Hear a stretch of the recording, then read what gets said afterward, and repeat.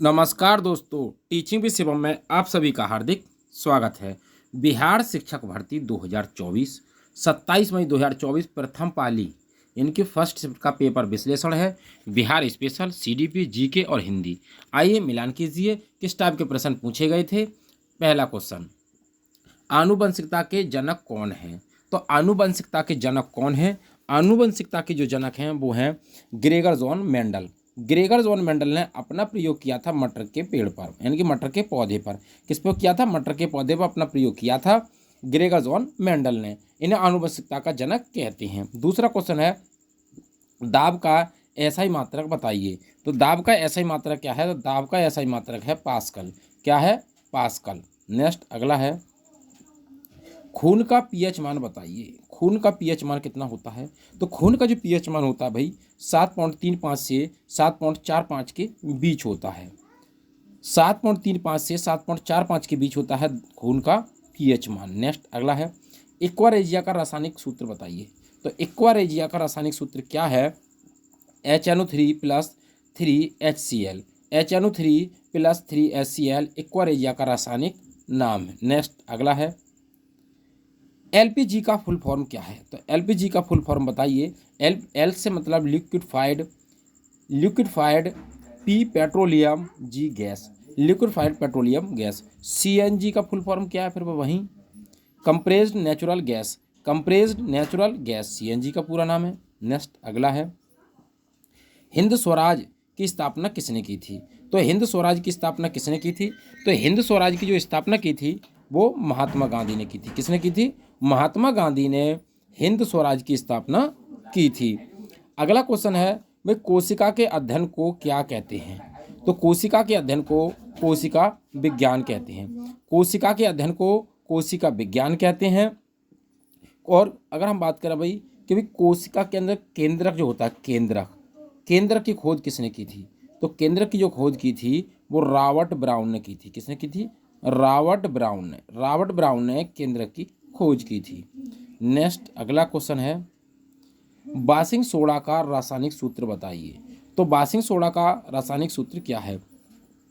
बासिंग soda का जो रासायनिक सूत्र है वो है Na2CO3।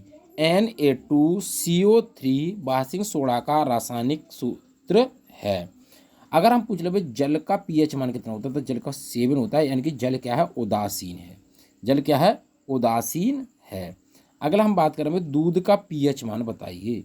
तो दूध का पीएच मान कितना होता है?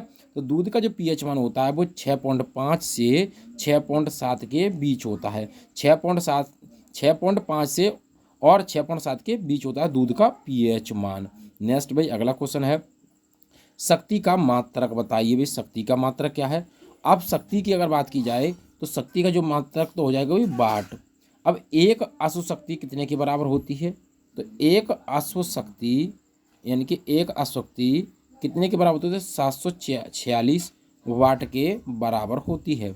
यानी कि एक हॉर्स पावर कितनी बराबर होती है? 746 वाट के बराबर होती है। और शक्ति का ये मात्रक है वाट। भाई आइए अगला क्वेश्चन देखते हैं। अगला है, दूध में कौन कौन से खनिज और विटामिन मिलते हैं? तो दूध में कौन कौन से खनिज और विटामिन मिलते हैं? तो दूध की अगर बात की जाए, दूध में होता है भी कैल्शियम। क्या होता है? कैल्शियम। विटामिन बी होता है, विशेष रूप से महत्वपूर्ण मात्रा में विटामिन B2। और वसा होती है, घुलनशील विटामिन AD है। अब समझे क्या? अगर विटामिन की अगर बात की जाए तो विटामिन 2 तरीके की होती है, वसा में घुलनशील और जल में घुलनशील। तो वसा में घुलनशील कौन सी होती है? हम पहले बात करें भाई जल में घुलनशील। अब जल को कहते हैं पानी। क्या कहते हैं भाई? पानी भी कहते हैं, इसका पर्यायवाची है। तो गई भैंस पानी में, भैंस से हो जाएगा B और C से हो जाएगा C। तो गई भैंस पानी में, तो पानी में घुलनशील क्या हो जाएगा? BC। क्या हो जाएगा? BC।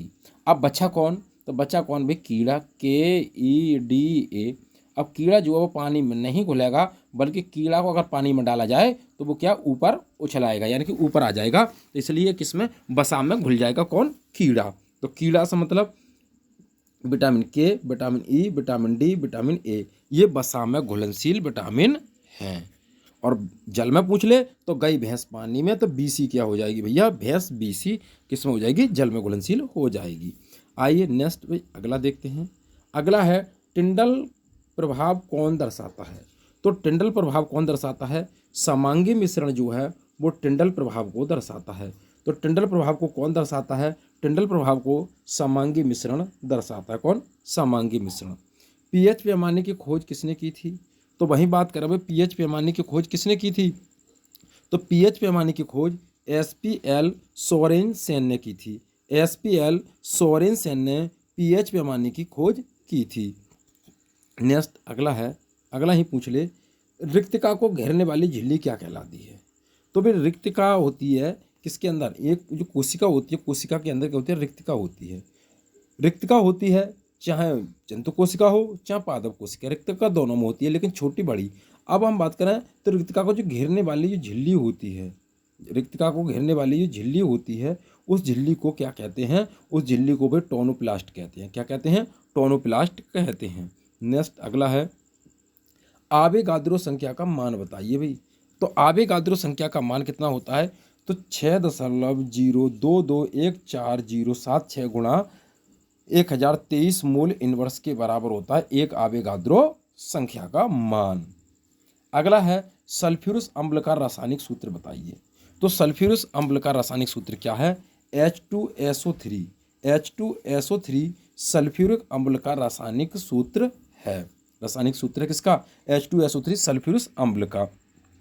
तो हम बात करें इसकी बिहार एस्टेट 2024 की परीक्षा 27 मई 2024 में फर्स्ट शिफ्ट में पूछे गए प्रश्न थे, और इसी आधार पर जो आगे की परीक्षा में आपसे पूछे जाएंगे। तो वीडियो भी आपको अच्छी लगी हो तो वीडियो को ज़्यादा से ज़्यादा शेयर करें और लाइक करें, और चैनल पर नए हैं तो चैनल को सब्सक्राइब करें। ऑल द बेस्ट, थैंक्स, जय हिंद, जय भारत।